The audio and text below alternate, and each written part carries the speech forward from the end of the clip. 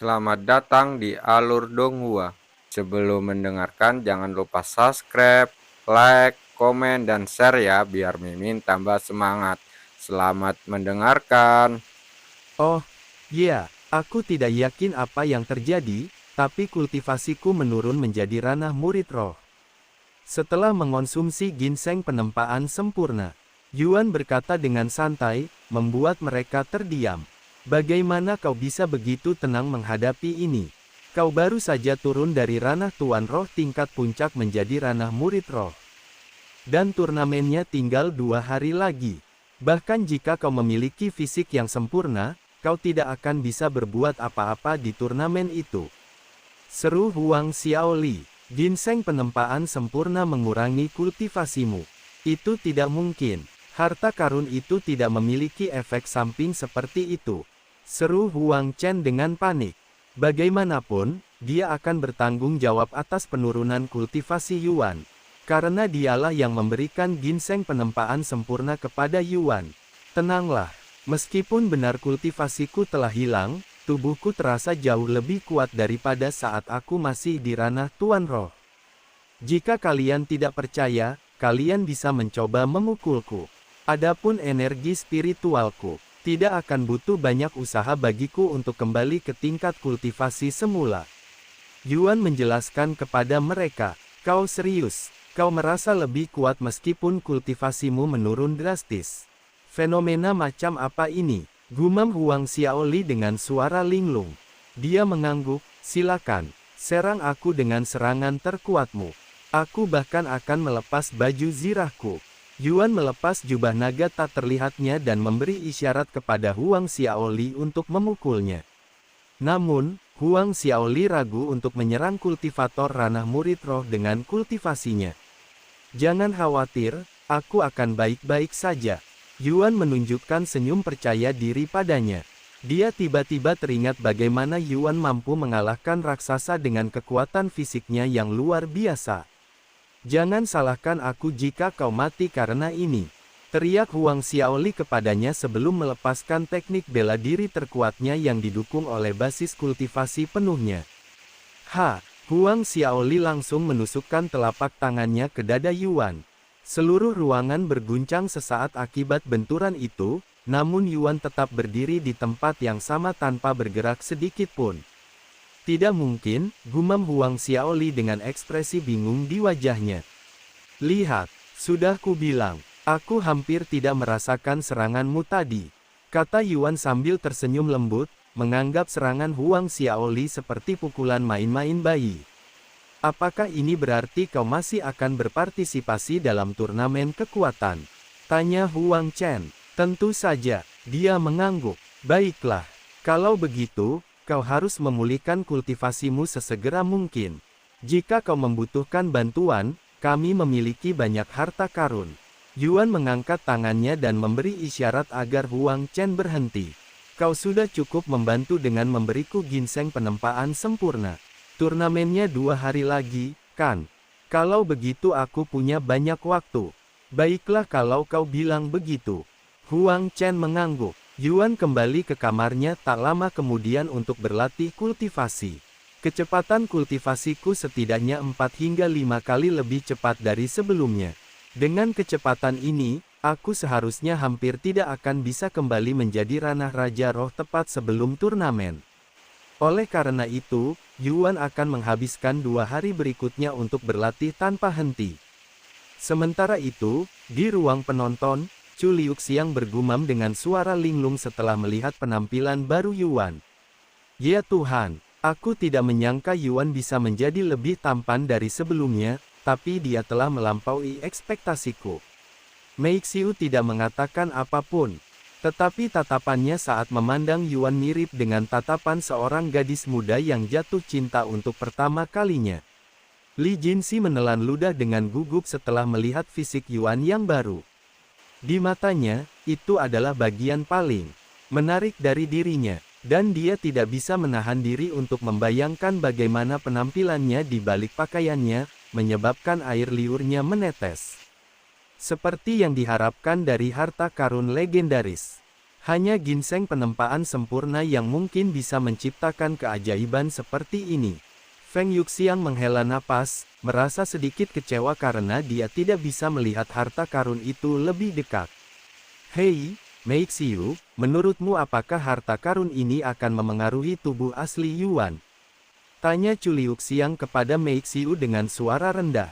Aku tidak tahu, tapi mengingat betapa kuatnya harta karun itu, aku tidak akan terkejut jika memang demikian. Aku akan memeriksa tubuhnya. Aku akan segera kembali. Chu Liuxiang keluar dari Cultivation Online sebelum Meixiu sempat merespons. Setelah melepas helmnya, Chu Liuxiang menoleh ke arah Yuan, yang sedang tidur tepat di sampingnya. Dia sepertinya tidak berubah. Mungkin butuh waktu sebelum harta karun itu memengaruhi tubuh aslinya. Chu Liuxiang kembali ke ruang penonton tak lama kemudian. Belum ada apa-apa, tapi aku belum akan kehilangan harapan, kata Chu Liuxiang kepada Meixiu. 2 hari kemudian, Yuan berhenti berlatih dan membuka matanya. Grandmaster Roh Puncak, aku hampir mencapai tingkat Tuan Roh, jadi mungkin aku akan mengalami terobosan selama turnamen. Yuan berpikir dalam hati setelah memeriksa tubuhnya sendiri. Dia meninggalkan ruangan untuk menemui keluarga Huang setelah itu. Kita semua sudah siap berangkat. Bagaimana denganmu, Yuan? Tanya Huang Chen kepadanya. Aku juga sudah siap. Dia mengangguk. Astaga, kau berhasil meningkatkan kultivasimu dari ranah murid roh hingga mencapai puncak Grandmaster Roh hanya dalam 2 hari. Seberapa dahsyat bakatmu? Huang Xiaoli tercengang ketika melihat kultivasinya. Yuan dan keluarga Huang meninggalkan hotel dan mulai menuju lokasi turnamen. Meskipun mereka tidak tahu harus pergi kemana, mereka hanya perlu mengikuti orang lain di jalan, karena mereka semua menuju ke arah yang sama. Setelah berjalan kaki selama hampir 2 jam, mereka akhirnya tiba di sebuah alun-alun besar tempat sebuah panggung kolosal berdiri di tengahnya.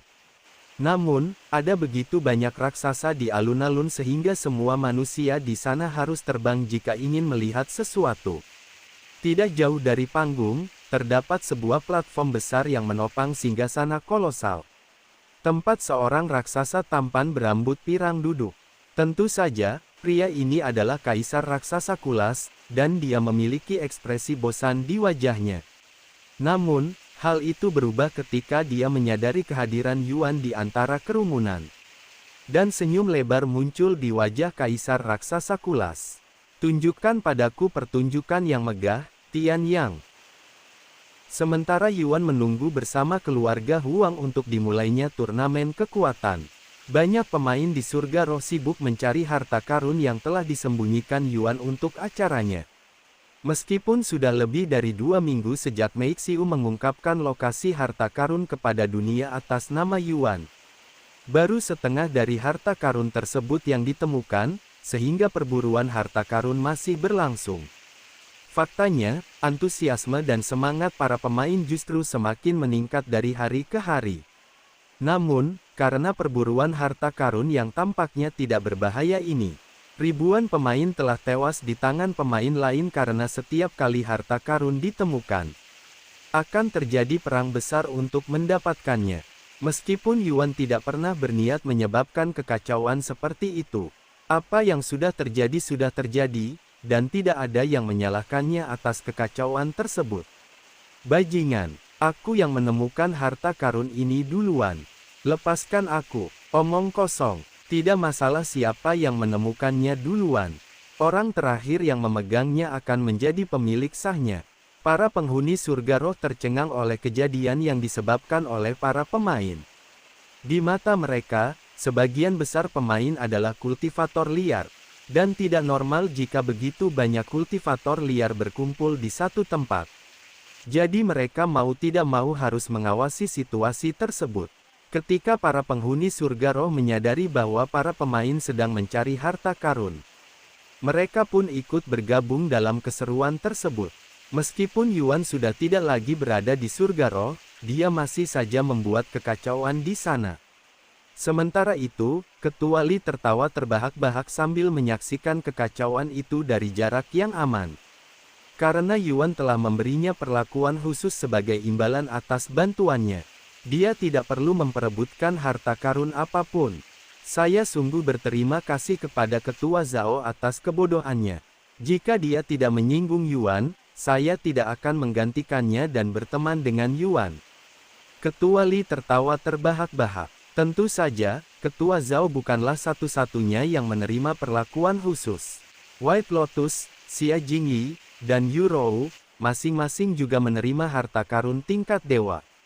Sekitar 10 menit setelah Yuan tiba di alun-alun bersama keluarga Huang, Kaisar Raksasa Kulas berdiri dari singgasananya dan menyapu kerumunan dengan tatapannya yang dalam.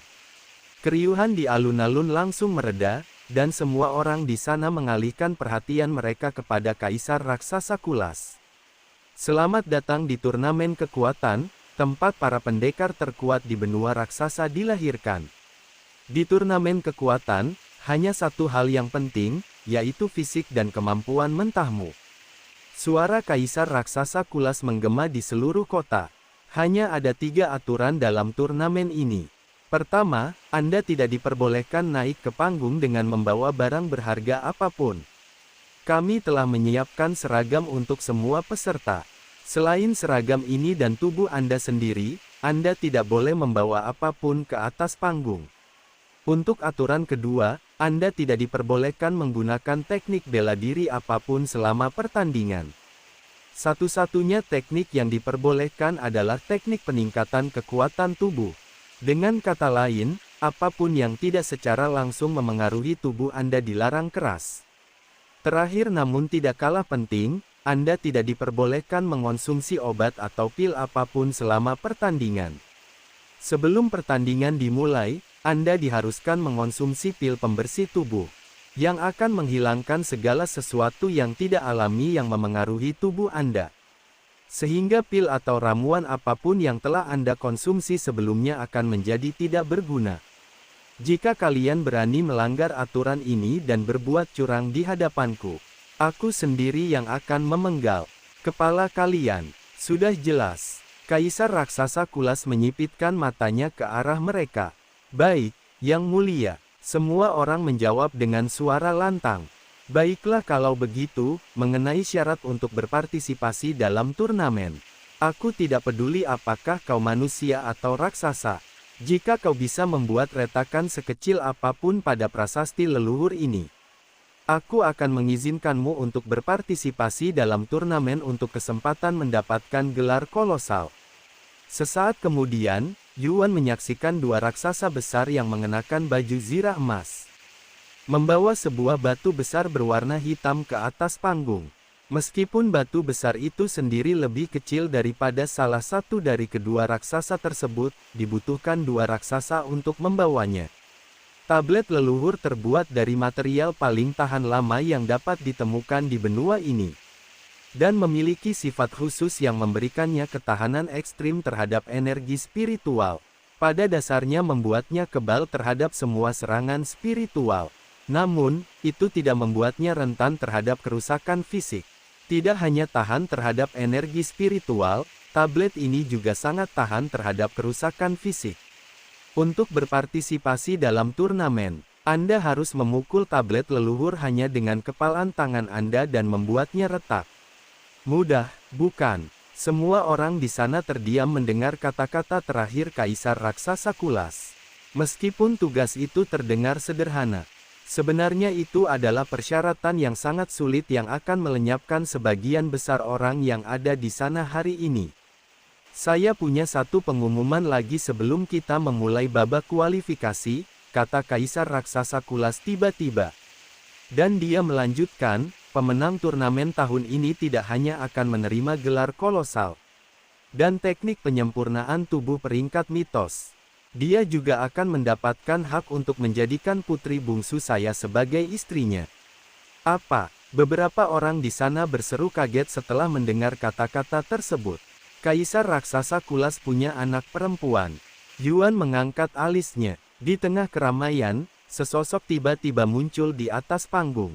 Orang ini adalah seorang wanita yang luar biasa cantik dengan rambut pirang panjang dan sepasang mata hijau zamrud, tetapi dia tidak memiliki perawakan seperti raksasa.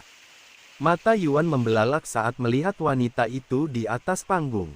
Itu Xie Mei. Dia ternyata putri kaisar raksasa. Seru Huang Xiaoli di sampingnya. Ternyata, wanita itu adalah Xie Mei, yang telah menemani mereka ke kota ini. Salam, para pejuang. Seperti yang ayahku katakan, aku akan mempertimbangkan untuk menikahi orang yang akan menyandang gelar kolosal selama 100 tahun ke depan. Xie Mei berbicara dengan suara lembut sambil menyapu kerumunan dengan pandangannya. Lalu berhenti ketika pandangannya bertemu dengan Yuan. Saat itu terjadi, senyum cerah muncul di wajahnya. Wanita ini, Yuan menggelengkan kepalanya dalam hati. Bertanya-tanya mengapa dia tidak menyadari identitas aslinya lebih awal. Padahal wanita itu memiliki fitur wajah yang sama dengan ayahnya. Astaga, pemenang turnamen akan berkesempatan menikahi Putri Mei. Ini berarti pemenangnya tidak hanya akan menjadi kolosal berikutnya, tetapi dia juga akan bergabung dengan keluarga kerajaan. Ini adalah kesempatan sekali seumur hidup. Para raksasa di sana sangat gembira. Putri Mei, apakah itu nama aslinya? Gumam Huang Xiaoli dengan suara penuh pertimbangan. Lupakan namanya. Aku lebih tertarik pada sosok tubuhnya, kata Yuan tiba-tiba. Bentuk tubuhnya. Jadi kau suka wanita dengan bentuk tubuh seperti itu ya? Kata Huang Xiaoli sambil menatap tubuh Mei yang berbentuk jam pasir. Hah? Yuan mengangkat alisnya. Bukan itu yang kumaksud. Aku penasaran kenapa fisiknya mirip manusia padahal ayahnya sebesar itu. Ku dengar raksasa perempuan memang memiliki tubuh yang lebih kecil daripada raksasa laki-laki. Lagi pula, aku ragu itu ukuran tubuhnya yang sebenarnya. Keluarga kerajaan memiliki teknik pemurnian tubuh yang dapat mengubah ukuran tubuh mereka, jelas Huang Chen. Begitu ya, itu sebabnya kaisar raksasa Kulas mengecil ukurannya saat aku melihatnya lagi. Beberapa waktu kemudian, mereka yang ingin berpartisipasi dalam turnamen mulai menguji kekuatan mereka melawan tablet leluhur. Seorang raksasa setinggi 21 meter berdiri di depan prasasti leluhur dan meninju prasasti itu dengan sekuat tenaga, menyebabkan seluruh prasasti bergetar. Namun, hanya itu saja. Serangan itu cukup kuat untuk membuat prasasti leluhur bergetar, tetapi tidak cukup kuat untuk menyebabkan kerusakan apapun padanya. Mustahil, gumam raksasa itu dengan suara linglung sambil menatap tempat yang baru saja ditinjunya, tampak tak percaya. Minggir, dasar lemah. Raksasa di belakangnya tiba-tiba mendorongnya ke samping, kemudian juga meninju prasasti leluhur. Tablet leluhur itu berguncang hebat. Raksasa itu mengangkat tinjunya dari batu dengan senyum percaya diri di wajahnya. Tetapi ketika dia tidak melihat retakan apapun pada prasasti leluhur, wajahnya langsung memucat. Hahaha, jangan banyak bicara kalau kamu tidak punya kekuatan untuk mendukungnya. Minggir, jangan menghalangi jalanku. Satu persatu, baik raksasa maupun manusia akan mencoba peruntungan mereka di tablet leluhur. Namun, bahkan setelah melalui ratusan peserta, tidak satu pun orang yang berhasil merusak tablet leluhur tersebut. 1 jam kemudian, seseorang akhirnya berhasil merusak prasasti leluhur, dan orang itu adalah seorang raksasa perempuan. Dia benar-benar berhasil. Dia memecahkan prasasti leluhur. Hakim yang mengawasi persidangan mengumumkan setelah melihat retakan kecil di batu tersebut. Tak lama setelah raksasa wanita itu memecahkan tablet leluhur, kerusakan tersebut justru memperbaiki dirinya sendiri hingga tampak seperti baru. Bahan yang menarik sekali, pikir Yuan dalam hati, dan dia membayangkan membuat baju zirah darinya. Beberapa saat kemudian, setelah ribuan orang naik ke panggung, Yuan akhirnya memutuskan bahwa gilirannya lah untuk mendekati panggung. Namun, begitu ia melangkah ke atas panggung, suara kaisar raksasa Kulas menggema. Kau tidak perlu lolos kualifikasi untuk turnamen ini, Tian Yang. Kau akan berpartisipasi dalam turnamen ini terlepas dari hasilmu. Yuan menoleh menatap kaisar raksasa Kulas dengan alis terangkat. Apakah dia saingan yang mulia yang dirumorkan itu? Aku pernah mendengar tentang dia. Aku juga, aku penasaran seberapa kuat dia. Orang-orang di sana saling bergumam. Meskipun kau mengatakan itu, aku ingin menguji kekuatanku, kata Yuan tiba-tiba. Kaisar raksasa kulas menyipitkan matanya dan berpikir sejenak sebelum mengangguk tanpa suara. Sesaat kemudian, Yuan mendekati prasasti leluhur dan bersiap untuk memukulnya. Setelah menarik napas dalam-dalam, Yuan meninju prasasti leluhur itu. Dengan seluruh kekuatannya, seluruh arena bergetar ketika tinju Yuan mendarat di prasasti leluhur. Jelas bagi semua orang di sana bahwa serangan Yuan adalah yang terkuat sejauh ini. Namun, ketika Yuan mengangkat tinjunya dari prasasti leluhur, semua orang terkejut melihat tidak ada retakan sedikit pun di prasasti itu. Kaisar raksasa kulas menyipitkan matanya ke arah prasasti leluhur. Tidak buruk, sebuah senyum muncul di wajahnya tanpa alasan yang jelas. Yuan menatap batu itu dengan wajah termenung.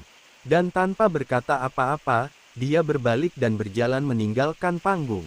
Sepertinya kita telah melebih-lebihkan kemampuan manusia itu. Dia bahkan tidak bisa berbuat apapun pada prasasti leluhur. Dia tidak memenuhi syarat untuk berpartisipasi dalam turnamen. Tetapi karena Yang Mulia memberinya perlakuan khusus, dia masih bisa ikut serta, sungguh tidak adil. Para raksasa di sana mengeluh di antara mereka sendiri dengan suara rendah, terutama mereka yang gagal lolos kualifikasi. Mereka membenci Yuan karena diizinkan untuk berpartisipasi dalam turnamen meskipun dia jelas-jelas tidak memenuhi syarat. Namun, tak seorang pun di sana berani mengeluh dengan lantang. Beberapa waktu kemudian, setelah beberapa orang lagi menyentuh tablet leluhur, orang ke-13 yang datang setelah giliran Yuan mengejutkan semua orang di sana dengan hasilnya. Dia menghancurkan prasasti leluhur. Bagaimana mungkin? Astaga! Aku belum pernah melihat hal seperti ini sebelumnya. Siapakah pria itu? Kehebatannya pasti hampir setara dengan Yang Mulia jika dia bisa menghancurkan prasasti leluhur. Para penonton terkejut. Bukan hanya para penonton. Bahkan orang yang menghancurkan prasasti leluhur itu pun tampak cukup terkejut dengan hasilnya. Tanpa sepengetahuan orang-orang ini, serangan Yuan telah menghancurkan inti prasasti leluhur. Sehingga sangat melemahkan prasasti leluhur. Oleh karena itu orang asing ini mampu menghancurkan batu tersebut meskipun serangannya bukanlah sesuatu yang luar biasa. Tentu saja, Kaisar raksasa kulas menyadari hal ini, tetapi dia tidak mengatakan apapun. Apa yang harus kita lakukan sekarang, Yang Mulia? Prasasti leluhur telah rusak dan akan membutuhkan waktu untuk menyiapkan yang baru, tanya hakim itu kepadanya. Tidak perlu, 40 orang telah lolos kualifikasi, itu sudah lebih dari cukup. Kita akan mengakhiri kualifikasi di sini dan memulai turnamen. Ya, setelah panggung kembali bersih, Kaisar raksasa kulas memanggil ke-40 peserta ke atas panggung. Sebagian besar peserta, seperti yang bisa diduga, adalah raksasa. Sedangkan untuk manusia, hanya ada 4 orang yang lolos kualifikasi, termasuk Yuan. Ke-40 peserta berdiri di atas panggung. Setelah Kaisar raksasa kulas mengumumkan berakhirnya babak kualifikasi ketika prasasti leluhur dihancurkan. Kalian ber-40 akan saling bertarung sampai hanya satu yang tak terkalahkan. Kami akan menentukan pemenang pertandingan melalui sistem undian. Kaisar raksasa kulas menjentikkan jarinya, memanggil seseorang ke atas panggung. Orang ini memegang nampan logam yang berisi 40 kantong penyimpanan. Setiap kantong penyimpanan akan memiliki nomor di dalamnya, dari nomor 1 hingga 20. Mereka yang memilih nomor yang sama akan saling bertarung. Sederhana, bukan? Silakan pilih kantong Anda. Yuan dan peserta lainnya pergi mengambil kantong penyimpanan mereka. Setelah semua orang memegang satu di tangan mereka, mereka membukanya untuk mengambil selembar kertas berisi angka. Nomor 3, Yuan membaca angka di kertasnya dalam hati. Jika nomor kalian bukan 1, turun dari panggung. Kata juri di atas panggung kepada mereka beberapa saat kemudian. Semua orang di sana kecuali 2 raksasa pria dengan nomor 1 meninggalkan panggung. Hakim memberikan masing-masing dari mereka sebuah pil pembersih tubuh untuk ditelan dan sepasang seragam putih untuk diganti. Setelah pil itu berefek dan mereka berganti pakaian, Kaisar Raksasa Kulas memberi isyarat dimulainya pertarungan. Kedua raksasa di atas panggung itu segera mulai saling memukul dengan tinju kosong mereka. Setiap pukulan menyebabkan panggung bergetar dan menciptakan riak di udara. Yuan menelan ludah dengan gugup setelah melihat keganasan para raksasa ini. Dibandingkan dengan Sorgi, kedua raksasa ini berada di level yang berbeda, mungkin beberapa level lebih tinggi. Hahei, Yuan, apa kau yakin akan baik-baik saja? Setiap serangan mereka terasa cukup kuat untuk menghancurkan gunung sungguhan. Huang Xiaoli menepuk bahunya dan bertanya dengan suara gugup. Semoga saja begitu, kata Yuan dengan senyum getir di wajahnya. Meskipun memiliki fisik yang sempurna, dia tidak sepenuhnya yakin akan memenangkan turnamen tersebut, karena dia telah meremehkan tingkat kesulitannya. Selama 2 jam berikutnya, para raksasa di atas panggung akan berulang kali saling menyerang tanpa berhenti. Seolah-olah mereka memiliki stamina tak terbatas dan tubuh mereka tak terkalahkan. Tubuh mereka mulai memerah setelah 3 jam, dan pada jam keempat, para penonton akhirnya bisa melihat darah tertumpah. Yuan dan keluarga Huang memperkirakan pertarungan akan segera berakhir mengingat kondisi mereka. Tetapi yang mengejutkan mereka, kedua raksasa ini terus menyiksa tubuh mereka selama 3 jam lagi. Pertarungan itu berlangsung selama 7 jam, dan pada akhir pertarungan, tidak ada satupun tulang di tubuh mereka yang tidak terluka, sebagian besar hancur berkeping-keping. Bagaimana mungkin mereka bisa melanjutkan pertandingan berikutnya dalam kondisi seperti ini? Gumam Huang Xiaoli pada dirinya sendiri setelah melihat tubuh mereka yang babak belur. Sungguh suatu keajaiban bahwa tak satu pun dari mereka meninggal, tetapi mereka jelas berada di ambang kematian. Pemenangnya adalah prajurit Kozus. Hakim mengumumkan. Setelah pertarungan berakhir, Hakim memberikan masing-masing peserta sebuah pil yang belum pernah dilihat Yuan sebelumnya. Selama beberapa menit setelah mereka menelan pil tersebut, tubuh mereka terlihat pulih dengan cepat. Dan pada akhirnya, tubuh mereka tampak benar-benar baik-baik saja, hampir seolah-olah pertandingan itu tidak pernah terjadi. Sembari para raksasa menyembuhkan luka-luka mereka, beberapa pelayan naik ke panggung untuk membersihkan darah hingga tampak seperti darah baru. Setelah 2 peserta pertama meninggalkan panggung, 2 peserta berikutnya memasuki panggung. Kali ini, raksasa melawan manusia. Seorang manusia perempuan pula, namun, tak seorang pun di sana berani mengejek perempuan itu. Karena ia telah memenuhi syarat untuk berdiri di atas panggung dengan memecahkan tablet leluhur. Sesuatu yang gagal dicapai oleh sebagian besar orang di sana. Keduanya berganti pakaian mengenakan seragam putih dan meminum pil pembersih tubuh beberapa menit kemudian. Setelah saling membungkuk, mereka mulai saling memukul. Raksasa itu tingginya lebih dari 20 meter, sedangkan perempuan itu hanya sekitar 1,65 meter. Ibaratnya seperti menyaksikan semut melawan gajah. Namun, terlepas dari perbedaan ukuran mereka, perempuan itu tidak langsung kalah dari raksasa tersebut dan bahkan memberikan perlawanan yang sengit. Meskipun pertarungan hanya berlangsung setengah dari pertandingan sebelumnya, hal itu tetap sangat mengejutkan para penonton. Karena manusia perempuan itu benar-benar berhasil mengalahkan raksasa tersebut. Pemenangnya adalah prajurit Musiying. Dia benar-benar menang. Gumam Huang Xiaoli dengan suara linglung sambil menatap wanita cantik jangkung yang berdiri di atas panggung. Tubuhnya basah kuyup oleh keringat dan darah. Sembari para peserta pertandingan kedua memulihkan diri dari cedera, Yuan bersiap untuk naik ke panggung. "Kamu selanjutnya, kan?" tanya Huang Xiaoli padanya. "Ya, benar," dia mengangguk. "Kalau begitu, ambillah ini. Ini akan membantumu." Huang Xiaoli tiba-tiba mengeluarkan sebuah kotak kayu dari cincin spasialnya dan menyerahkannya kepada pria itu. "Hah, kau tahu aku tidak bisa menggunakan harta karun apapun sebelum pertandingan." Yuan mengangkat alisnya. "Ambil saja," desaknya padanya. Yuan menerima kotak itu dan membukanya. Matanya membelalak saat melihat apa yang ada di dalam kotak itu. Semoga beruntung, Yuan, kata Huang Xiaoli kepadanya sambil tersenyum. Ya, terima kasih. Yuan membalas senyumannya sebelum menyerap bola cahaya keemasan di dalam kotak itu. Setelah menyerap bola cahaya itu, Yuan bisa merasakan otot-ototnya menjadi semakin kuat. Bertambah 500.000 kekuatan fisik. Bertambah 500.000 pertahanan fisik. Peserta selanjutnya boleh naik ke panggung. Suara juri bergema beberapa saat kemudian. Aku akan segera kembali, kata Yuan kepada keluarga Huang sebelum mendekati panggung besar itu. Dan dia bisa merasakan tatapan semua orang di sana menatapnya. Saat ia melangkah ke atas panggung, pemandangan mulai berubah. Dan beberapa detik kemudian Yuan mendapati dirinya kembali ke tangga menuju surga.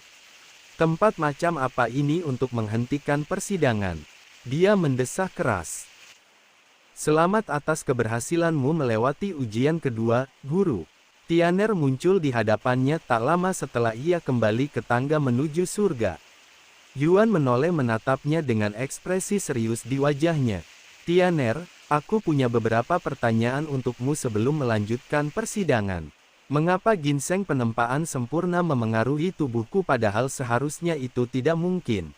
Tian'er memiringkan kepalanya dan berbicara dengan suara tenang, mengapa itu tidak mungkin? Maksudku, aku mengerti bahwa aku bisa mempelajari teknik-teknik saat berada di dalam tangga menuju surga. Tetapi harta karun yang memengaruhi tubuhku sendiri itu tidak masuk akal. Semuanya seharusnya simulasi, jadi seharusnya tidak mungkin untuk benar-benar memengaruhi tubuhku. Senyum lebar terukir di wajah mungil Tian'er saat ia berkata, meskipun benar bahwa semua ujian itu hanyalah simulasi yang diciptakan oleh tangga menuju surga. Tetapi harta karun itu sebenarnya nyata. Tangga menuju surga lebih dari sekadar yang terlihat. Itu bukan hanya jembatan yang menghubungkan 9 surga, tetapi juga brankas yang penuh dengan harta karun yang disimpan oleh para tuan terdahulu. Tubuh Yuan gemetar karena terkejut setelah mendengar kata-kata Tian'er. Tangga menuju surga adalah ruang penyimpanan harta karun. Gumamnya dengan suara linglung. Benar, namun, hanya sang guru yang memiliki akses ke harta karun ini. Itulah sebabnya tidak ada yang mengetahuinya, lanjut Tian'er. Yuan berlutut setelah mengetahui kebenaran dan menyadari sesuatu. Aku seharusnya bisa mendapatkan begitu banyak harta karun tak ternilai di menara kolosal. Tapi aku menyia-nyiakan kesempatan itu karena mengira harta karun itu palsu. Sungguh kesalahan besar, gumamnya dalam hati. Tunggu, bahkan jika aku tidak mendapatkan harta karun selama ujian, harta karun itu seharusnya masih ada di suatu tempat di tangga menuju surga, kan? Yuan tiba-tiba bertanya pada Tian'er. Dia mengangguk dan berkata, jika Anda ingin mengakses brankas, Anda perlu terus mendaki tangga menuju surga, karena tempat ini juga merupakan alat pelatihan bagi Anda. Saya mengerti. Terima kasih atas penjelasannya. Yuan menaiki tangga tak lama kemudian, menuju ke ujian ketiga. Sepertinya ini ujian terakhirmu, guru, kata Tian'er kepadanya. Apakah ini akan menjadi kelanjutan dari persidangan sebelumnya? Ataukah ini akan menjadi sesuatu yang sama sekali berbeda? Yuan memejamkan mata dan bertanya-tanya dalam hati saat pemandangan mulai berubah. Saat membuka matanya, ia mendapati dirinya berdiri di atas sebuah platform. Namun, platform itu tampak berbeda dari yang terakhir dilihatnya. Platform itu jauh lebih kecil, dan ia tidak melihat raksasa di sekitarnya. Yuan dengan cepat memperhatikan sosok yang berdiri di depannya. Orang ini adalah seorang pemuda dengan rambut pirang panjang yang berkilau seperti emas di bawah sinar matahari. Dan tingginya lebih pendek dari Yuan, tetapi ia memancarkan aura yang jauh lebih unggul. Yuan mengabaikan orang itu untuk sementara waktu dan memperhatikan sekelilingnya. Dan dia langsung terkejut dengan pemandangan tersebut, karena dia tampak dikelilingi oleh awan. Di mana aku? Ujian macam apa ini? Yuan bertanya-tanya dalam hati. Ding, Anda telah memulai ujian ketiga Anda di tangga menuju surga. Kalahkan Kulas. Kalahkan Kulas 3 kali untuk mendapatkan hadiah spesial. Kulas. Yuan mengangkat alisnya saat melihat nama yang familiar ini.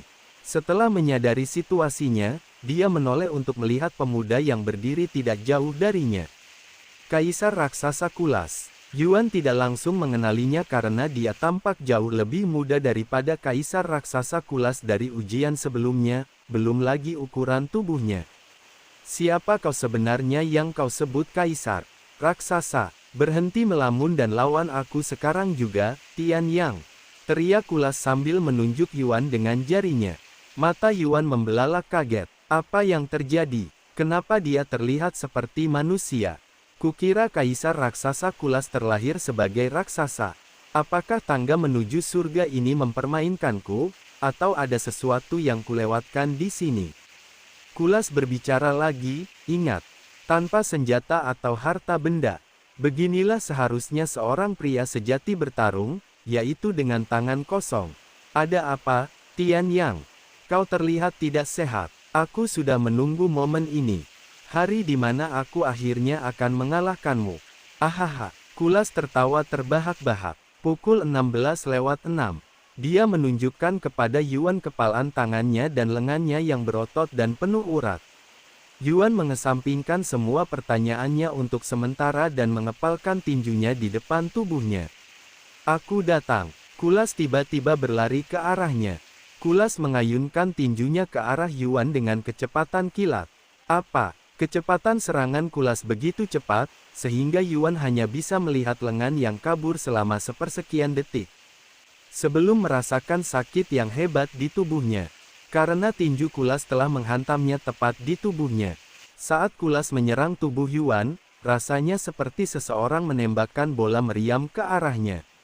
Jika bukan karena fisiknya yang sempurna dan tubuhnya yang telah ditingkatkan, serangan Kulas pasti akan membuat lubang di tubuhnya. Setelah terkena serangan, Yuan segera mundur untuk menjaga jarak. Sial, sakit sekali. Yuan hampir berlutut karena kesakitan. Ada apa, Tian Yang? Kau terlihat tidak sehat. Aku sudah menunggu momen ini, hari di mana aku akhirnya akan mengalahkanmu. Ahaha, Kulas tertawa terbahak-bahak. Yuan tersenyum getir, meskipun memiliki fisik yang sempurna, ujian ini tidak akan mudah. Aku datang lagi. Kulas memperingatkannya sebelum kembali menyerangnya. Aku tidak bisa bereaksi terhadap serangannya, jadi aku hanya bisa menahannya. Yuan mengaktifkan penyempurnaan tubuh gunung emas. Dan mengesampingkan semua pikiran untuk menghindar, hanya fokus pada menyerang balik. Yuan mengertakkan giginya dan bersiap untuk menyerang. Saat tinju Kulas mendarat di tubuhnya, Yuan membalas dengan tinjunya sendiri. Mata Kulas membelalak kaget setelah merasakan kekuatan di balik serangan Yuan. Lumayan, mari kita lihat berapa lama kau bisa bertahan. Teriak Kulas sambil melayangkan pukulan kedua, lalu ketiga, dan keempat. Yuan akan menahan semua serangan Kulas dengan tubuh telanjangnya, sebelum membalas dengan serangannya sendiri.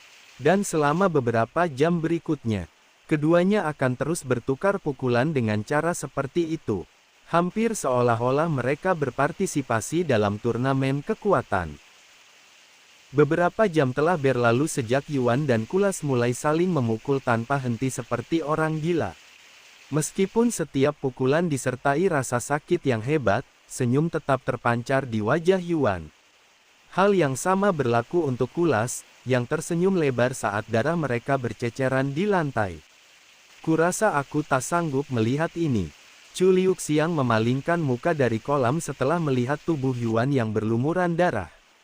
Mei Xiu juga merasa berat menyaksikan Yuan menderita perlakuan kasar seperti itu. Namun, Li Jinxi memperhatikan mereka dengan tatapan intens. Seolah-olah dia benar-benar larut dalam pertengkaran mereka. Bahkan, tatapannya menunjukkan tanda-tanda iri hati. Meskipun pemandangannya berdarah, tuan muda tampaknya menikmatinya. Bahkan, dia sedang menempa tubuhnya dengan serangan lawannya, kata Feng Yuxiang. Bukankah dia sudah mencapai fisik sempurna melalui ginseng penempaan sempurna? Mengapa dia masih perlu menempa tubuhnya lagi? Tanya Chu Liuxiang. Xiao Hua kemudian berkata, hanya karena kakak Yuan memiliki fisik yang sempurna.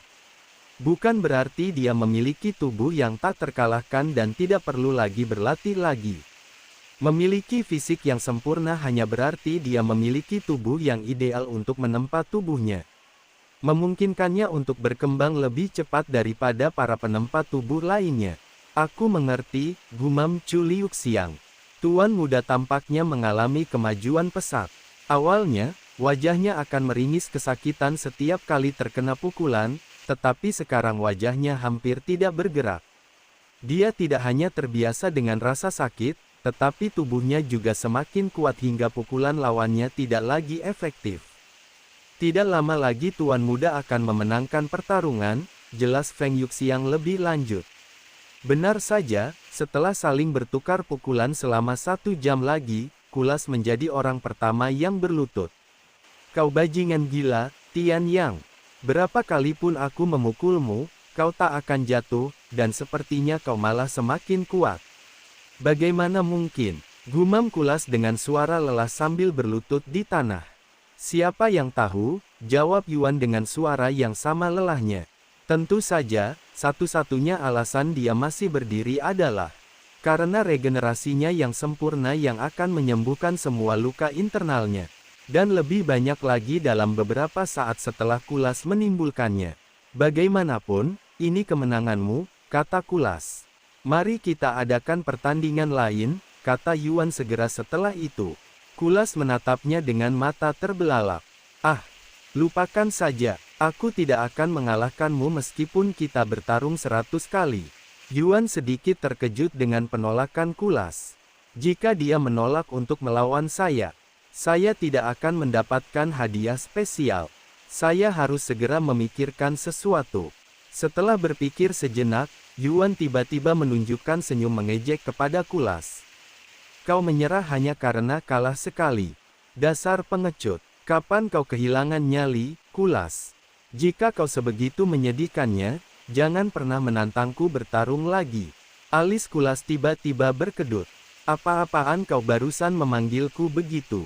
Dia menatap Yuan dengan tatapan penuh amarah. Yuan terus tersenyum, seorang pengecut karena memang itulah dirimu. Jika kau sangat ingin bertarung, aku akan melawanmu dan membuatmu menyesal telah menyebutku pengecut. Namun, beri aku waktu 3 hari. Kita akan memulai pertandingan kedua kita dalam 3 hari. Itulah yang ku maksud. Mari kita bertanding 3 kali. Jika kau bisa mengalahkanku sekali saja, aku akan menganggapnya sebagai kemenanganmu, kata Yuan. Kalau begitu, aku akan menemuimu dalam 3 hari. Kulas berdiri dan berjalan pincang menuju bangunan kecil yang terletak di tepi peron. Apakah dia tinggal di sini? Di mana sebenarnya tempat ini? Yuan bertanya-tanya dalam hati. Begitu Kulas memasuki gedung, Yuan duduk untuk berkultivasi. Setelah pulih dari cedera, dia mulai berjalan di sekitar tepi tempat itu. Sepertinya kita berada di suatu tempat di langit. Tapi apa yang akan terjadi jika aku mencoba meninggalkan tempat ini? Untuk memuaskan rasa ingin tahunya, Yuan terbang dari tepi platform dan masuk ke dalam awan tebal. Setelah terbang lurus selama beberapa detik, Yuan keluar dari awan dan tiba di platform lain. Namun, platform ini tampak persis sama dengan yang sebelumnya, belum lagi bangunan di kejauhan dan darah di lantai. Yuan mencoba terbang ke arah lain, tetapi dia tetap dibawa kembali ke tempat yang sama. Jadi, aku hanya bisa mengikuti uji coba ini di tempat ini saja. Selain rumah yang dimasuki Kulas, terdapat sebuah pohon kecil di belakang bangunan serta sebuah kolam kecil yang berisi air jernih. Yuan mendekati pohon dan kolam itu. Tidak ada yang aneh dengan pohon itu, tetapi kolamnya cukup dalam untuk digunakan sebagai tempat mandi. Yuan menyipitkan matanya menatap air itu. Meskipun air itu tampak biasa saja sekilas, dia bisa merasakan aura samar yang terpancar darinya. Setelah berpikir sejenak, dia memasukkan jarinya ke dalam air. Air ini terlihat biasa saja, tetapi sebenarnya mengandung energi spiritual yang sangat besar. Air ini juga ideal untuk memperkuat tubuh. Kulas mungkin memberi saya waktu 3 hari karena suatu alasan, dan inilah alasannya. Setelah menyadari bahwa air tersebut dapat digunakan untuk menempa tubuhnya, Yuan dengan cepat menanggalkan pakaiannya sebelum mencelupkan tubuhnya ke dalam air yang kebetulan pas dengan tubuhnya. Dan dia mulai menempa tubuhnya dengan air itu. Sementara itu, di ruang penonton, pandangan para wanita tertuju pada tubuh Yuan yang sempurna. Meskipun tidak terlihat jelas saat dia mengenakan pakaian, tubuhnya benar-benar mengalami perubahan besar setelah mengonsumsi ginseng penempaan sempurna. Chu Liuxiang merasakan air liurnya keluar lebih banyak dari biasanya setelah melihat tubuh baru Yuan. Faktanya, semua orang di sana kecuali Xiao Hua sedang menatap tubuh Yuan saat ini. Terutama Li Jinxi, yang tampak paling linglung di antara semua orang di sana. Ketika Xiao Hua memperhatikan ekspresi aneh mereka, dia mengangkat alisnya dan bertanya dengan suara polos. Ada apa dengan kalian semua? Apakah ada yang salah dengan kakak Yuan? Tidak ada yang salah. Para wanita di ruangan itu menanggapi pertanyaan Xiao Hua dengan wajah agak memerah. 3 hari kemudian, Yuan membuka matanya ketika Kulas keluar dari gedung. Apa yang kau lakukan? Keluar dari sana dan lawan aku. Aku siap untuk pertandingan ulang kita, kata Kulas kepadanya. Baiklah, beri aku waktu sebentar. Yuan melompat keluar dari kolam kecil dan mengenakan pakaiannya sebelum berdiri di depan Kulas. Siap, tanya Kulas dengan senyum percaya diri di wajahnya. Auranya telah meningkat pesat hanya dalam 3 hari. Kurasa dia setidaknya 30% lebih kuat dari sebelumnya. Pikir Yuan dalam hati setelah melihat aura Kulas yang membuat ruang di sekitarnya tampak terdistorsi. Namun, bukan hanya Kulas yang mengalami peningkatan selama 3 hari terakhir. Kondisi fisik Yuan juga mengalami peningkatan signifikan setelah menempa dirinya di air jernih. Kalau begitu ayo pergi. Kulas tiba-tiba melangkah maju dan mengepalkan tinjunya ke arah Yuan. Yuan segera mengaktifkan pemurnian tubuh gunung emas dan berdiri diam, membiarkan Kulas menyerangnya langsung di dada. Gelombang kejut menyebar di udara setelah benturan itu, dan Yuan bisa merasakan otot-ototnya menjerit kesakitan. Tetapi dia menahannya dan membalas dengan tinjunya sendiri. Cara mereka bertarung satu sama lain persis sama seperti sebelumnya. Itu lebih seperti tantangan ketahanan daripada pertarungan sesungguhnya. Tetapi tidak satu pun dari mereka mengeluh. Kulas menikmati pertarungan seperti ini karena membuat darahnya bergejolak penuh semangat. Sedangkan untuk Yuan, dia tidak bisa meminta rekan latihan yang lebih baik. Tubuhnya akan menjadi lebih tegap, lebih halus, dan lebih kuat dengan setiap pukulan, jadi dia tidak punya alasan untuk mengeluh.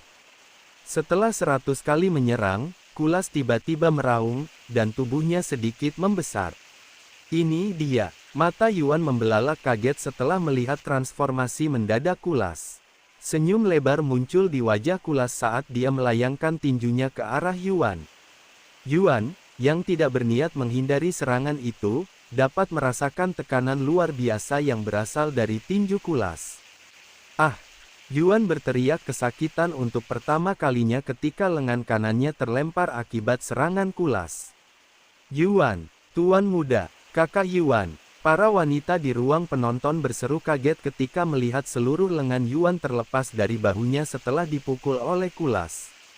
Wajah mereka pucat pasi, karena mereka belum pernah melihat Yuan menderita luka separah itu sebelumnya. Kecuali saat dia berada di alam mistik. Yuan melompat mundur untuk menjauh dari Kulas, yang tetap berdiri di sana dengan senyum di wajahnya. Dia melirik lengannya yang terputus yang jatuh beberapa meter jauhnya sebelum beralih melihat luka di tubuhnya. Pukulan yang sangat kuat. Yuan menelan ludah dengan gugup sambil menahan lukanya dengan energi spiritualnya, mencegah kehilangan darah lebih lanjut. Kulas tiba-tiba tertawa terbahak-bahak, hahaha. Bagaimana menurutmu? Namun, sebelum dia sempat menyelesaikan kalimatnya, kemampuan generasi sempurna Yuan aktif, menumbuhkan lengan baru untuknya dalam hitungan detik. Kulas menatap Yuan dengan mata terbelalak lebar. Apa-apaan yang barusan kau lakukan? Bagaimana kau bisa? Apa kau bahkan manusia? Seru Kulas dengan suara terkejut sambil menunjuk Yuan. Tentu saja aku manusia. Bagaimana denganmu? Apakah itu penyempurnaan tubuh mamut agung yang pernah kudengar? Kata Yuan sambil tersenyum. Jadi kau sudah tahu tentang teknik ini, benar? Saat ini aku menggunakan penyempurnaan tubuh mamut agung. Teknik ini tidak hanya memungkinkanku untuk mengubah ukuran tubuhku, tetapi juga meningkatkan kekuatanku secara luar biasa. Selama aku dalam kondisi ini, kau tidak akan bisa menerima serangan dariku. Aku memenangkan pertandingan ini, Tian Yang. Teruslah bermimpi. Pertandingan belum ditentukan. Yuan menyerbu Kulas setelah pulih sepenuhnya dari cederanya. Setelah menahan serangan Yuan, Kulas membalas. Namun, yang mengejutkan, Yuan tidak menghindari serangan itu seperti yang dia duga. Bahkan, Yuan melakukan hal yang sebaliknya dengan menangkis serangan itu menggunakan tinjunya sendiri. Ah! Yuan menggertakkan giginya ketika merasakan otot-ototnya terkoyak dan semua tulang di lengannya hancur. Dan di tengah keterkejutan Kulas, Yuan menggunakan lengan lainnya untuk menyerang balik. Kulas kemudian mundur beberapa langkah. Hahaha. Seperti yang kuduga dari sainganku. Kau penuh kejutan, Tian Yang. Kulas tertawa seperti orang gila sambil kembali menyerang Yuan. Beberapa jam kemudian, Kulas berlutut di tanah yang berlumuran darah dengan ekspresi tak percaya di wajahnya. Kau benar-benar monster, Tian Yang, gumamnya dengan suara rendah. Aku juga bisa mengatakan hal yang sama padamu, Kulas, kata Yuan sambil tersenyum. Tetapi seluruh tubuhnya berlumuran darah, tampak seperti baru saja berendam dalam bak mandi darah. Ini belum berakhir, Tian Yang. Satu pertandingan lagi. Aku punya firasat bahwa aku akan mampu mengalahkanmu di pertandingan berikutnya. Kulas menatapnya dengan tatapan percaya diri. Tentu, Yuan mengangguk. 7 hari. Aku akan menemuimu dalam 7 hari. Kulas perlahan berdiri kembali sebelum terpincang-pincang menuju gedung.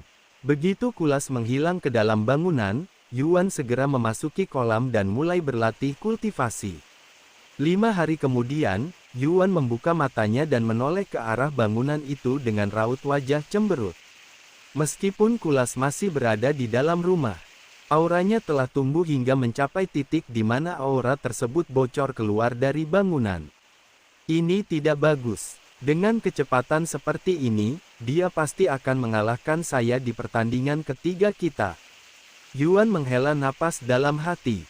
Namun, tidak ada cara baginya untuk meningkatkan kekuatannya secara signifikan dalam 2 hari berikutnya. Jika aku ingin mengalahkan Kulas dalam 2 hari, aku perlu menggunakan aura emas.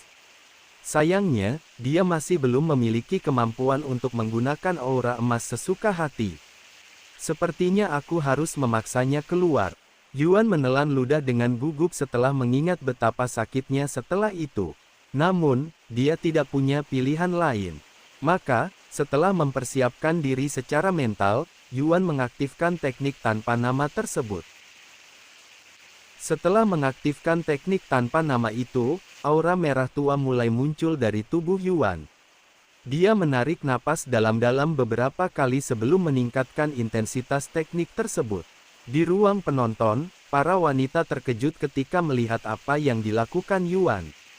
Ken, kenapa dia tiba-tiba menggunakan teknik itu lagi? Apa dia sudah lupa dengan akibat buruk yang dia terima saat mencoba menggunakannya terakhir kali? Seru Chu Liuxiang setelah melihat aura merah tua di sekitar Yuan. Siapa yang tahu, kurasa hanya dia yang tahu apa yang sedang dia lakukan. Mei Xiu menggelengkan kepalanya. Beberapa menit kemudian, suara yang memekakkan telinga itu bergema di dalam kepala Yuan. Berani-beraninya kau. Yuan terbatuk-batuk mengeluarkan seteguk darah setelah mendengar suara yang mengguncang seluruh organ dalamnya. Kau berani mengabaikan peringatanku sebelumnya. Apa kau ingin mati, bocah nakal? Yuan mengertakkan giginya dan berusaha sekuat tenaga untuk mengabaikan rasa sakit yang menjalar ke seluruh tubuhnya. Siapa kau? Yuan berhasil bergumam. Aku berada di atas segala sesuatu yang ada di dunia ini. Aku adalah yang maha agung di surga. Rasa sakit itu begitu tak tertahankan sehingga Yuan pingsan sebelum dia sempat mengajukan pertanyaan lebih lanjut. Yuan, para wanita di ruang penonton merasa ketakutan oleh apa yang baru saja mereka saksikan. Dia belum mati, kan? Tanya Li Jinsi dengan suara gemetar. Itu tidak masuk akal, dia tidak mungkin mati seperti itu. Seru Chu Liuxiang, tenanglah, Yuan masih hidup. Lan Yingying tiba-tiba berkata, dan dia melanjutkan. Jika kau perhatikan baik-baik, kau bisa melihat bahwa dia masih bernapas. Dia hanya pingsan. Aku tidak mengerti, apa yang ingin dicapai tuan muda dengan melukai dirinya sendiri. Feng Yuxiang menatap Yuan dengan ekspresi berpikir di wajahnya dan perasaan tidak nyaman di hatinya. Bagaimana dengan persidangan? Hanya tersisa 2 hari sebelum pria itu kembali, kan? Tanya Mei Xiu. Kita hanya bisa berharap tuan muda segera bangun. Feng Yuxiang menghela napas. Beberapa jam kemudian, Yuan perlahan membuka matanya. Di mana aku? Dia bangkit dari lantai dan melihat sekeliling dengan wajah linglung. Benar sekali, supremasi surga. Aura keemasan itu menjawabku. Apakah ia memiliki kehendak sendiri? Sebenarnya apa itu supremasi surga? Gumamnya dalam hati sambil duduk di tanah. Setelah berpikir sejenak, Yuan menarik napas dalam-dalam dan duduk dalam posisi lotus dengan wajah penuh tekad. Kemudian dia mengaktifkan teknik tanpa nama itu. Para wanita di ruang penonton terdiam karena tindakannya. Ah, apa yang dia lakukan? Dia benar-benar melakukannya dengan sengaja. Seru Chu Liuxiang. Beberapa saat kemudian, Yuan batuk mengeluarkan lebih banyak darah, dan otot-otot di tubuhnya mulai menggeliat, seolah-olah hidup. Ah! Yuan mengeluarkan raungan yang memekakkan telinga saat aura emas meledak dari tubuhnya, melahap aura merah tua. Lancang, jika kau terus bersikap sembrono seperti ini, aku benar-benar akan membunuhmu. Suara kuno itu bergema sekali lagi. Pinjamkan kekuatanmu padaku. Aku ingin mengalahkan Kulas, kata Yuan dengan susah payah. Hanya mereka yang layak yang dapat memegang kekuasaan tertinggi surga. Kau tidak layak, suara itu menggema. Jika aku tidak layak, lalu mengapa kau berada di tubuhku?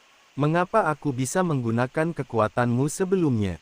Karena keberuntungan semata. Omong kosong, teriak Yuan. Meskipun hanya sesaat, Yuan merasakan rasa sakit di tubuhnya berkurang.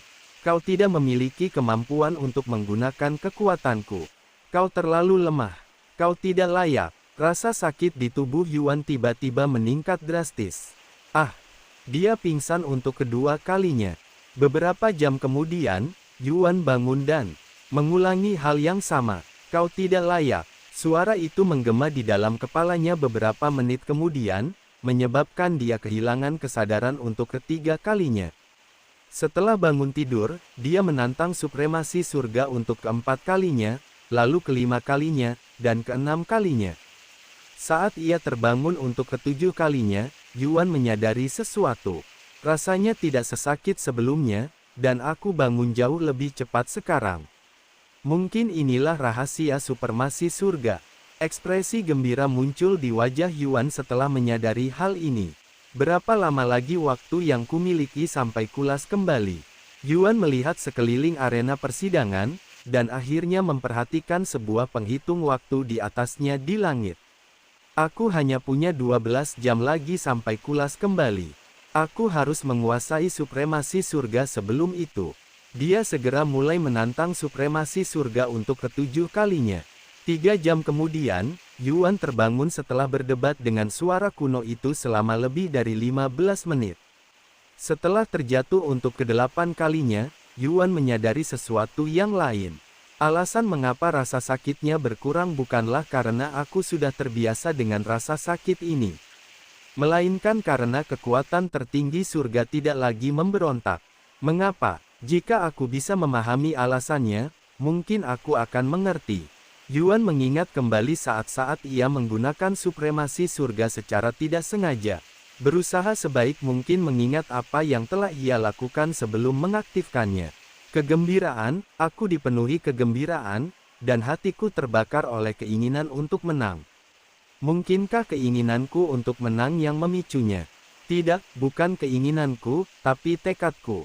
Yuan menyadari bahwa rasa takutnya terhadap supremasi surga berkurang. Setelah menantangnya berkali-kali, bahwa tekadnya telah meningkat. Pada saat itulah suara lain bergema di dalam kepalanya. Untuk mengendalikan supremasi surga, Anda harus memiliki kehendak yang tak tergoyahkan. Kehendak yang takkan pernah tunduk. Kehendak yang takkan pernah goyah. Kehendak yang cukup kuat untuk menggulingkan bahkan surga.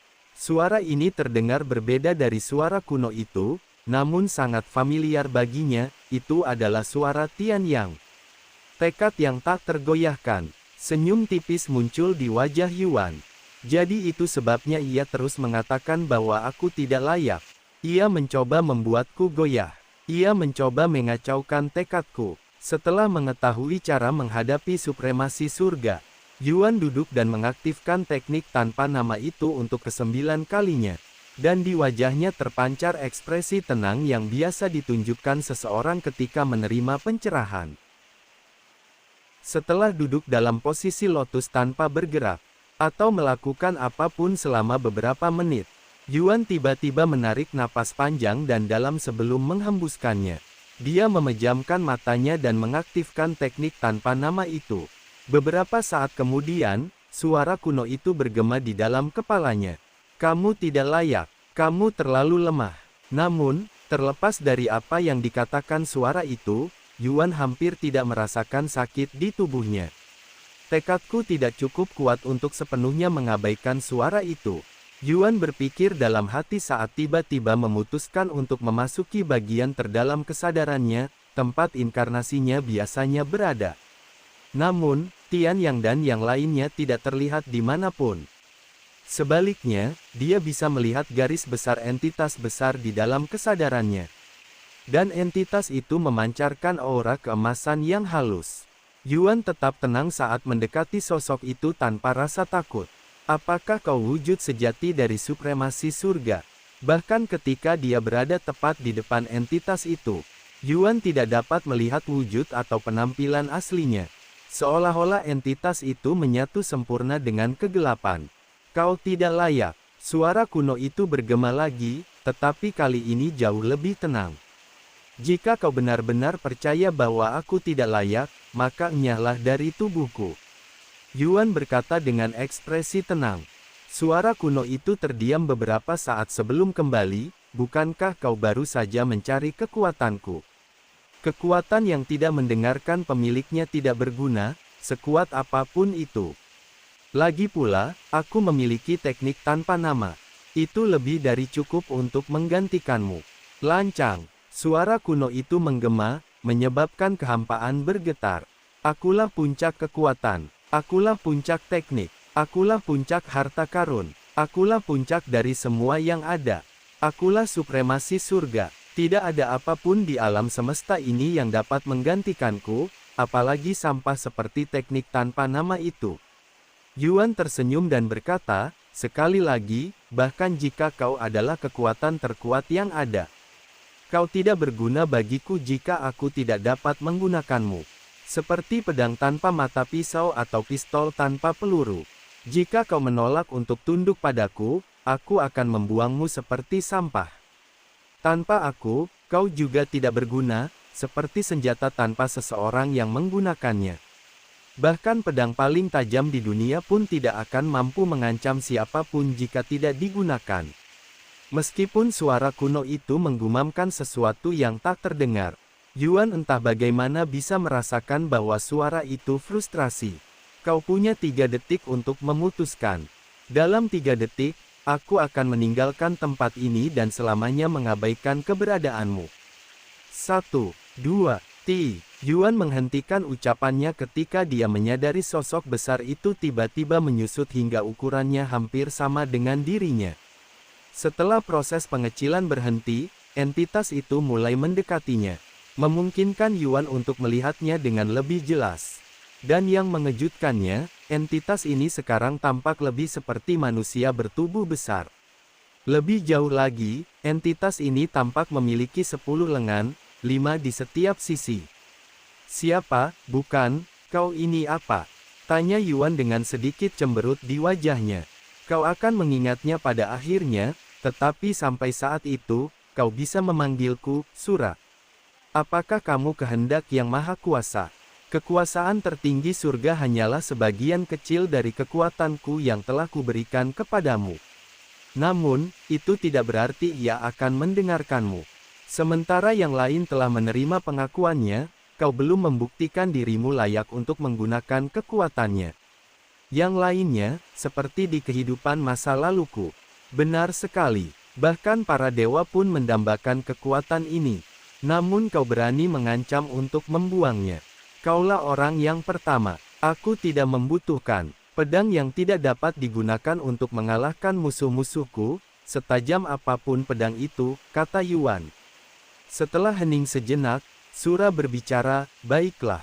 Kalau begitu, aku akan mengizinkanmu menggunakan supremasi surga, untuk menunjukkan apa yang akan kau lewatkan jika kau membuangnya. Namun, kau hanya akan mendapatkan 3 kesempatan. Jika kau tidak menerima pengakuan supremasi surga setelah 3 kali penggunaan, kau tidak akan bisa menggunakannya sampai kau menerimanya. Jangan mengecewakanku, dasar bocah nakal. Sosok Sura menghilang tak lama kemudian. Namun, tepat saat Yuan bersiap meninggalkan kehampaan itu, dia mendengar langkah kaki mendekatinya dari belakang. Saat dia menoleh, dia bisa melihat wajah yang familiar berdiri di belakangnya. Aku lihat kau akhirnya berhasil memanggil kembali Sura. Hanya masalah waktu sebelum kau mengingat semuanya, kata Tian yang dengan senyum mendalam di wajahnya. Apa yang kau inginkan? Tanya Yuan padanya. Aku hanya di sini untuk memberimu beberapa nasihat. Jika kau ingin mengingat ingatanmu lebih cepat, kau benar-benar harus fokus pada peningkatan kultivasimu. Kau sudah terlalu lama berada di ranah Tuan Roh, kata Tian Yang. Lalu dia memiringkan kepalanya untuk melihat ke arah kehampaan. Kamu harus bangun sekarang. Jangan membuat teman kita menunggu. Di luar kesadaran Yuan, Kulas berdiri di hadapannya dengan raut wajah cemberut. Jika kau tidak segera bangun, aku akan melemparkanmu dari peron sialan ini. Teriak Kulas padanya. Yuan membuka matanya sesaat kemudian, tatapannya memancarkan tekanan dari dunia lain. Saat ia perlahan berdiri, tubuhnya memancarkan aura keemasan yang berkedip-kedip seperti nyala api. Membuatnya tampak seolah-olah tubuhnya dilalap api. Apa-apa yang sebenarnya terjadi? Kulas menatap Yuan dengan mata terbelalak, kepercayaan dirinya mulai goyah. Apakah kau siap untuk pertandingan ulang kita? Tanya Yuan dengan suara tenang. Kulas menelan ludah dengan gugup, tetapi dia tetap mengangguk, tentu saja aku siap. Kulas segera bertindak dengan menyerang lebih dulu. Yuan dapat melihat bahwa Kulas telah menjadi 2 kali lebih kuat dari sebelumnya, tetapi kepercayaan diri dan tekadnya tetap teguh. Mustahil, Kulas bergumam tak percaya sedetik kemudian. Gerakannya benar-benar membeku ketika Yuan menangkap tinjunya dengan satu tangan. Awas, kata Yuan tepat sebelum meninju wajah Kulas dengan tangan satunya. Tubuh Kulas terlempar seketika, menghantam bangunan di kejauhan, dan menghancurkannya sepenuhnya. Tidak mungkin, apa yang terjadi pada Tuan Muda? Mengapa dia tiba-tiba memiliki kekuatan sebesar ini? Feng Yuxiang terkejut setelah menyaksikan kehebatan Yuan. Pasti ada hubungannya dengan aura emasnya. Setiap kali muncul, kekuatannya meningkat pesat, hampir seperti teknikku yang tak bernama. Tetapi bahkan teknikku yang tak bernama pun tak bisa menandingi teknik misteriusnya, kata Li Jinxi. Beberapa saat setelah terlempar, Kulas berhasil keluar dari reruntuhan dan mendekati Yuan dengan senyum lebar di wajahnya. Lumayan, Tian Yang, tapi kau butuh lebih dari itu untuk mengalahkanku. Kulas tiba-tiba meraung, dan tubuhnya mulai membesar, hingga akhirnya menjadi raksasa setinggi 50 meter. Ayo kita lihat apakah kau bisa menangkap tinjuku dengan tanganmu sekarang, Tian Yang. Kulas tertawa terbahak-bahak sambil meninju Yuan. Tekanan yang berasal dari tinju Kulas begitu kuat sehingga mendorong awan di latar belakang hingga beberapa meter ke belakang.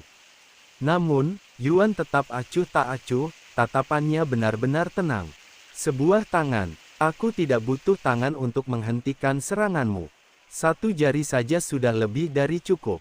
Yuan berbicara sambil menunjuk jari tengahnya ke arah tinju kulas yang datang. Gelombang besar menyapu tempat itu ketika jari Yuan bertabrakan dengan tinju kulas. Menyapu semua awan yang mengelilingi mereka dan menampakkan pemandangan yang sebagian besar berupa pegunungan. Dasar monster sialan. Ekspresi ketakutan terpancar di wajah kulas saat melihat hasilnya. Yuan ternyata berhasil menangkis tinjunya hanya dengan satu jari.